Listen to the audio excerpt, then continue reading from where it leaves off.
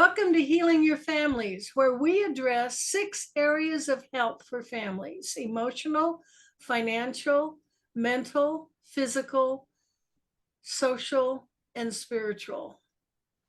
And today we have a ghost to help us with the social part. I'm happy to have Tammy Goen, the Calm Coach, and she is very effective helping people, HSPs, people who are highly sensing. Tammy, welcome. Thank you. It's so good to be back with you, Emmylou. It's exciting to be here. And I like to hear your story of how you became a coach for people who are highly sensing. Well, that was a pretty organic journey. I have a master's in counseling. Worked as a counselor for a long time and got burned out. Decided I wasn't going to do that anymore. And then after a period of time, was really missing a lot of that. So then I decided to step into coaching, into that realm, rather than going back to counseling. But along that journey, I discovered sensitivity, high sensitivity, and that was me. And wow, that was a huge thing. So I took a deep dive to figure out more about myself and what that was like to have this trait, what that meant.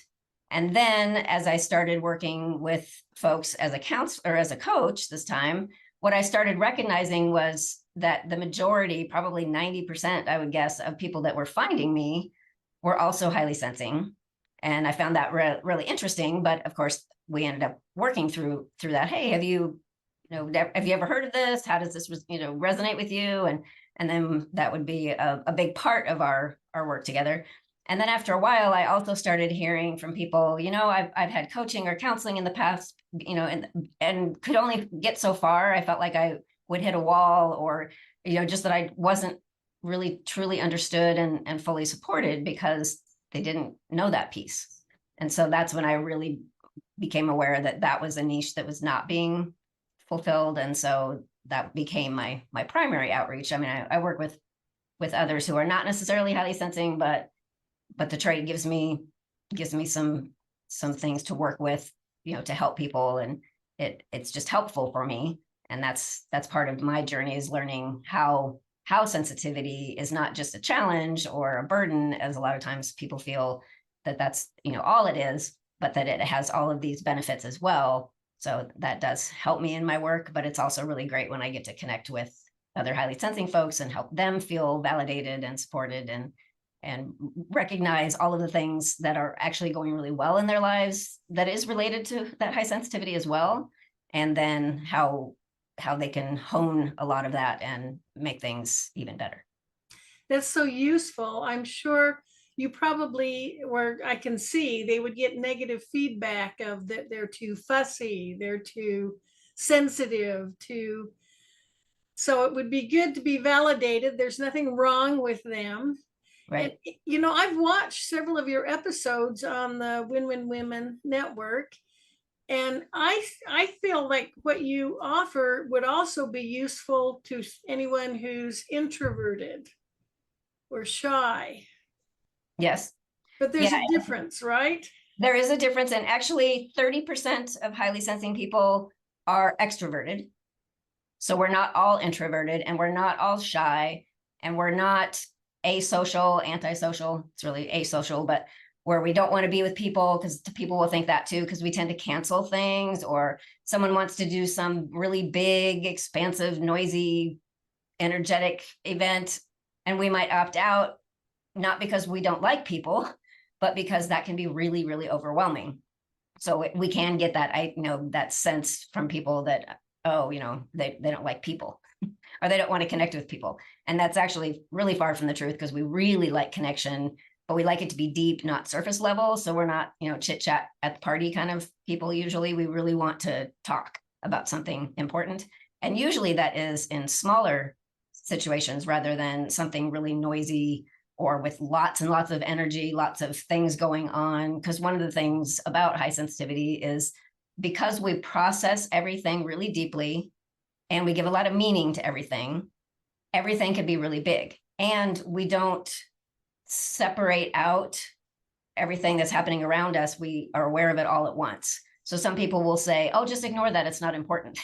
And for us, it's like, yes, but it's just as important in terms of how it comes into my system as everything else. So it's challenging to ignore that. So when we are in a really big situation, that can be more challenging for us to pay attention to what we're really wanting to do. For example, if we go to a restaurant with a friend and we really want to have that really deep conversation, it can be really challenging if there's, music piped in and there's people talking at all the different tables and the doors opening and closing into the kitchen, and you can hear people back there yelling about the orders that are coming up and the phone's ringing, all of those things that some people are able to just tune out.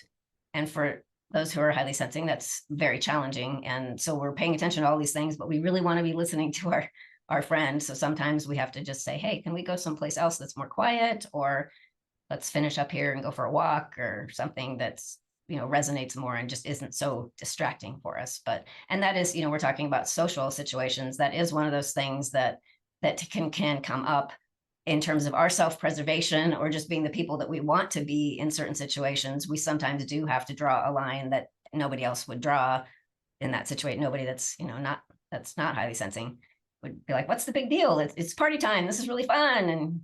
And then for those who are extroverted sensitives, that's a little extra piece that's even more challenging for them, or can be at times, because they do put themselves out to have those experiences, because that they're extroverts. They do that. They want to be out there in the mix, and then they can crash that much more easily because they just get to a certain point and they're completely, out of bandwidth and don't know what to do with it. But if we either ahead of time by saying, oh, you know what, I've got to the end of the day and I can't manage anything more right now. I just need to have quiet time and recharge. And so say, oh, cancel a dinner reservation, or say, no, I can't join that party, or let's get together next week. I just can't do it right now.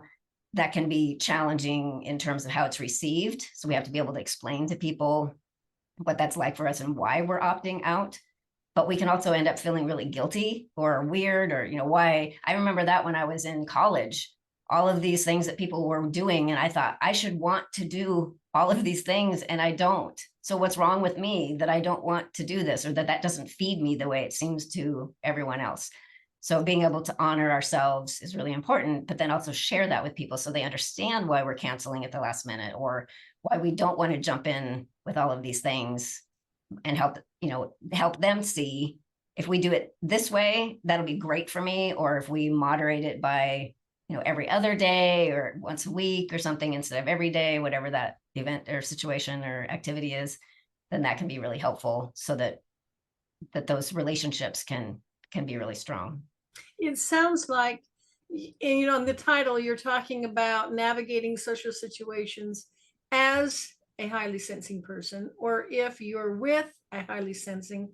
And it sounds like in either case, it begins with awareness that social situations they're not the same, that you need to be aware of your needs, and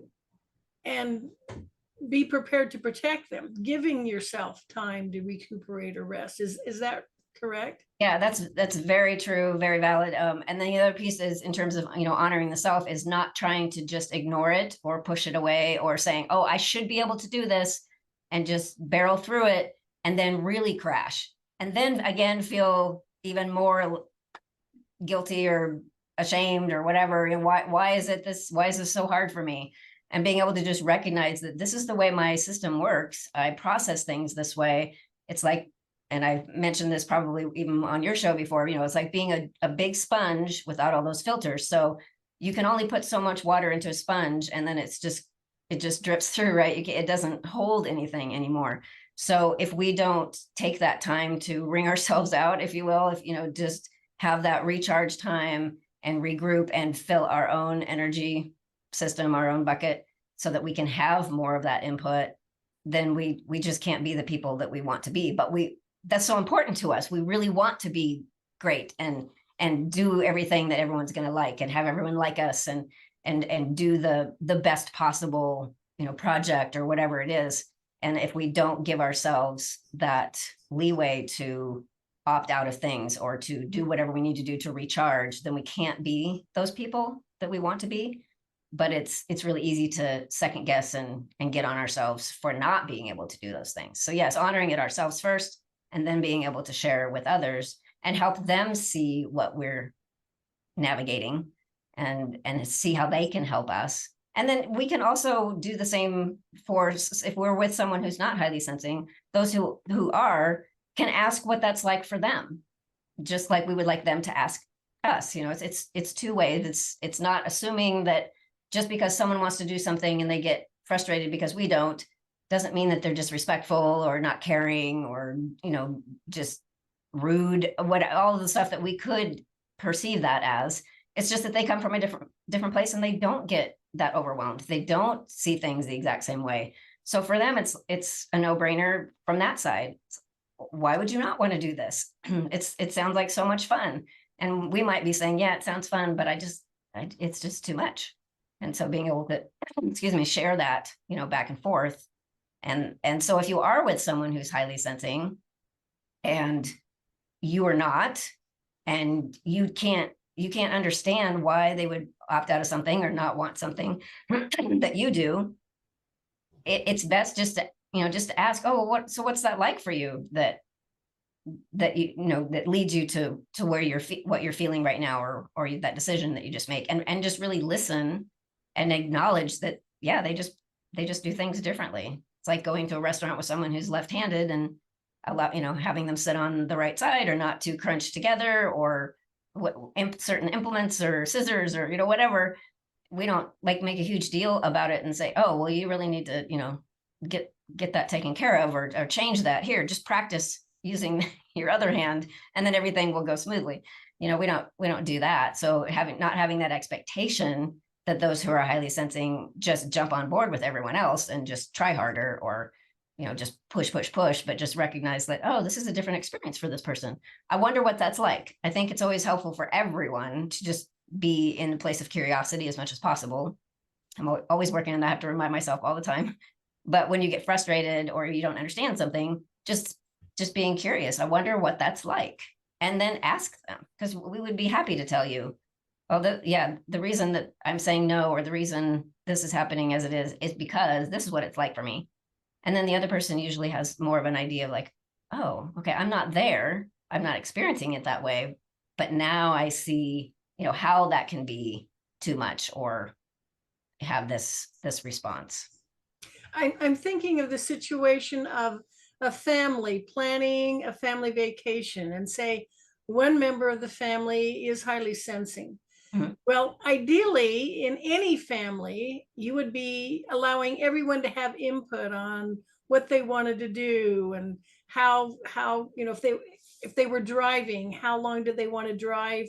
How many hours in one day did they want to spend in a car? So how in this and that scenario, as you explained it, then the person who is highly sensing would explain, there would be that communication. Yes. And then the family works together to accommodate that individual. Mhm. And still, you know, the one that wants the loud, noisy action, Yep. finding a way, how would that work? Yeah, and sometimes that would be saying, okay, we have all these places that we could go on this trip. And, you know, one person might say, let's do one every single day.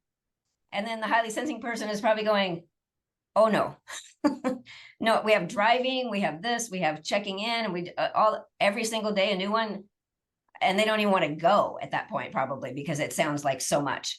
So yeah, working out, how do you accommodate that? Well, okay, so if we have fewer total within that particular trip, and we'll do other ones another time, but what can we do? So if it's every other day, which works for the not, you know, the calmer, you know, the highly sensing person that needs more space, then on the off day, whatever that is, whoever wants to can go and do an extra something that, you know, not like a giant thing that someone's going to miss out on, but maybe spending more time, you know, going shopping or checking out some site that they've already seen, spend more time there, or, you know, finding something that other person that doesn't want to just sit around and do nothing can do. And then the person who needs more that downtime can maybe, you know, find a library or a place to just hang out and watch a couple movies, or, you know, whatever. But having that discussion is important. What would that feel like for you to do this?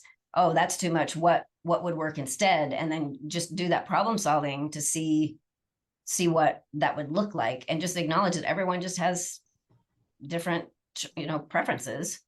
And then checking in as you go, because as you do that for 3 or 4 days, checking in with everyone, not just the highly sensing people, but everyone, and say, hey, how's everybody doing? We're not at home, things are different, we're doing something, each day in some way or other, and doing that check-in to see if anything needs to be adjusted. Being very flexible. Flexibility is really, really important for working with someone with high sensitivity. Just recognizing that sometimes we have really great ambitions or ideas or excited about something, and then we get to that point and we just can't.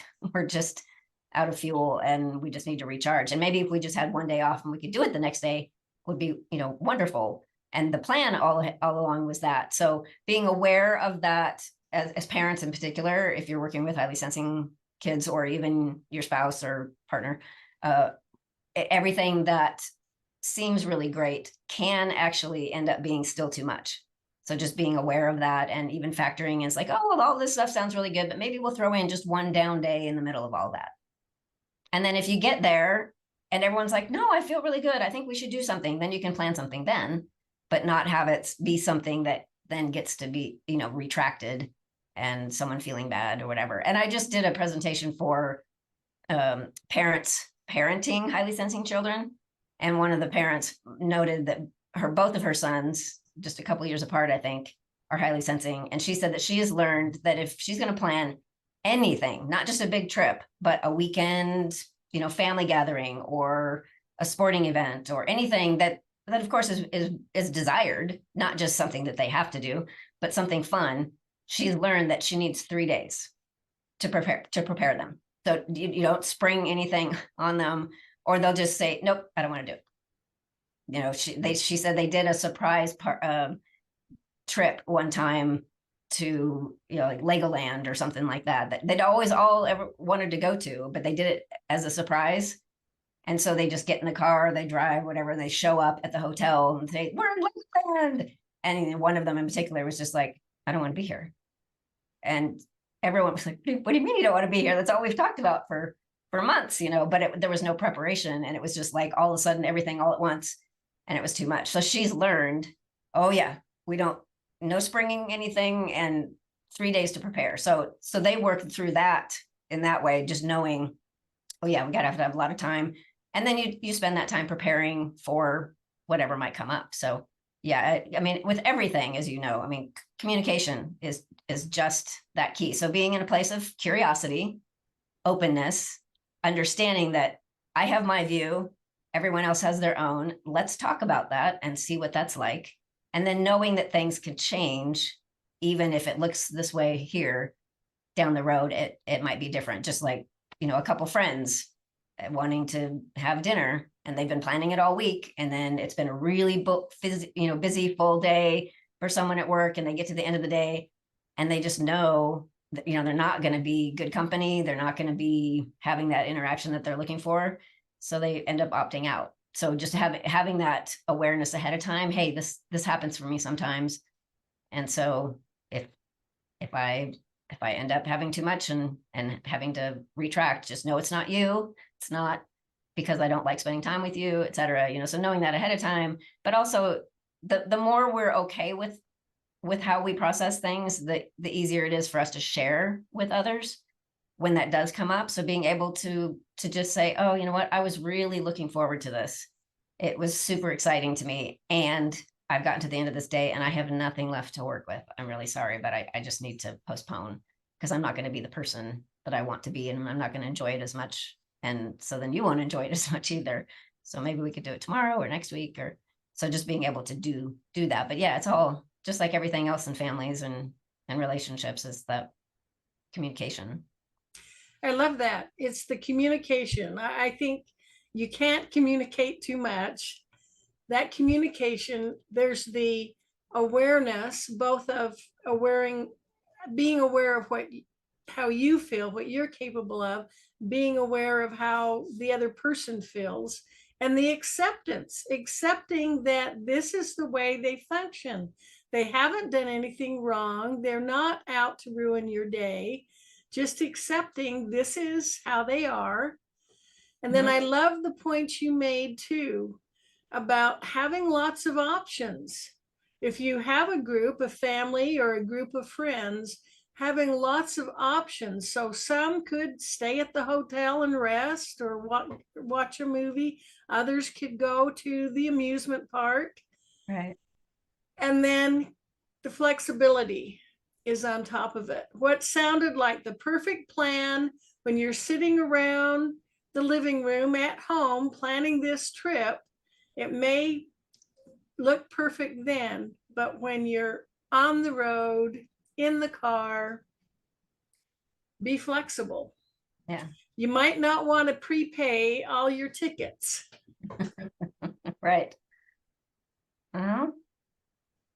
Yeah, the flexibility is big. And if you think about it, when you're planning, I mean, you get excited as you're like, oh, we can do this and this, but your environment is normal and your energy output is normal and everything is probably pretty mellow and calm in your living room or kitchen or whatever, wherever you're doing all this planning. So it's easy to be from this calm place saying, yeah, I want to do all of these things and I can imagine this and I can see this. I mean, we can still, highly sensing people can still, we can put ourselves there pretty easily. So we still can get anxious, even thinking about it or talking about something. So we definitely know like, oh no, that's way too much. But we can get excited about these things and go, yeah, that sounds really fun. That sounds great. Okay, let's do that. Because you're in this really calm place and everything is ordered and normal. And then you go and do something different, even if it's just going to a restaurant. It's completely different and you don't have the control over all of the environmental factors and it's not like being at home. And so when you're someone who absorbs all of that activity and energy and sound and all of that stuff, then you can, reach that maximum point so much faster than if you're just sitting at home in your living room. So that's why it can be really surprising, even for us sometimes. You're like, wow, I was really looking forward to this and I felt really great all day. And then I get here and I cannot pay attention to my friend at all. It's just too much. So having that flexibility and knowing that ahead of time, in the family, you can talk about that fairly easily. If in friendships, or especially if they're not really deep friendships, if they're acquaintances or people that you just kind of get together and do certain things with, like I'm a dancer and there are people that I do stuff with that's dance related and we'll go out to dinner or something like that, but not like ongoing all the time. So we're not real, super deep. So those folks can have even different expectations that you haven't maybe shared as much about what your experience is like because you haven't had those, heart to hearts kind of thing. So being able to navigate that, is this a person that you've already had that conversation with about what it's like to be highly sensing, or someone who you haven't had that conversation with, and how do you explain yourself enough to let them know, it's not personal, you're not being antisocial or whatever, you just are out of your energy, you're just done, you're empty.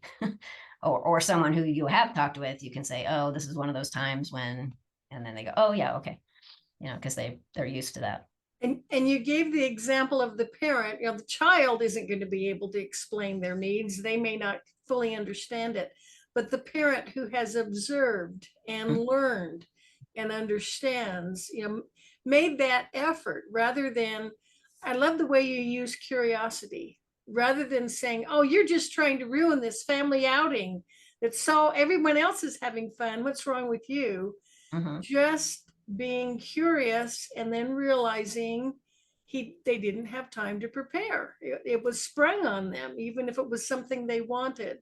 Mm-hmm. So parents have that important role of learning their child, understanding what they can handle and what is just too sensorily speaking, according to our senses, is just overwhelming. Mm-hmm. Yeah, and sometimes it's even stuff that we're not aware of or anticipating. As highly sensing people, we think, okay, yeah, that sounds pretty doable. I can do that. And then again, depending on how the day's been or how the week's been, or surprising things that show up that you hadn't factored in, all of those things can be surprising that really do require that flexibility and being able to sit back and go, oh, Flexibility is key. It's not that wasn't the expectation. Okay, what do I do with that now? And sometimes we can manage things on a really short term if we know, like, after that we have a lot of downtime and we can regroup. Sometimes it's just still too much. So yeah, just having that flexibility and recognizing that, okay, even for myself, this is something I didn't anticipate. All right, what do I do with that? And it probably helps to talk to other parents of children who are highly sensing and just get more information, share experiences. Yes, exactly. I'm thinking of the same parent in that presentation I did recently, after, because she asked a lot of questions and to validate various things, and finally she's like, yep, this is my life, this is my world. And it's so good to hear it, that it's somewhere else and not just my world, and have that validation, the understanding, someone to just say, been there, done that, it totally makes sense. That's one of the big things too, is you explain something to someone who's never had that experience, and they're like, what, why did that happen? Or why is that a big deal? Or what, just do it this way. They have all this, great advice or whatever. But someone who's been there is able to say, yep, I know exactly what that's like, and it's normal and it's challenging. This is what I've done, or whatever. So yeah, being able I mean, for highly sensing people, having other HSPs in our little circle to share with is really, really helpful, validating, supportive. And as parents, the same thing, being able to have at least one person to go to and say, wow, this happened with my kid today. And that person can go, oh yeah, I get that. I see how that can happen, or I've experienced that myself. Mm-hmm. Well, highly sensing, that's not as well known. We don't all understand how that works. But don't you on your website have a survey that helps you understand, maybe helps you identify whether that applies to you or to a family member? What's the best way for people to contact you? Yeah, well, so everything that I have is on Linktree. That's the easiest way to just go and get everything, free ebooks. I have an app. I have a group. I have all kinds of different things. So everything is on there, including my website. And then there's a specific link on there that will take you to my homepage. But also, if you just go to my website, just coachtammygoen.com, there is on the homepage a link for a self quiz, and that's based on several that are already out there, in my own experience and experience of my clients, just kind of bringing those all together. So that's a really good way to verify if you're like, well, I think this kind of sounds like me, or someone that I know, this sounds pretty right on. So you can look at it that way. It's also helpful to share something like that with another person and say, hey, can you look at this? This is me.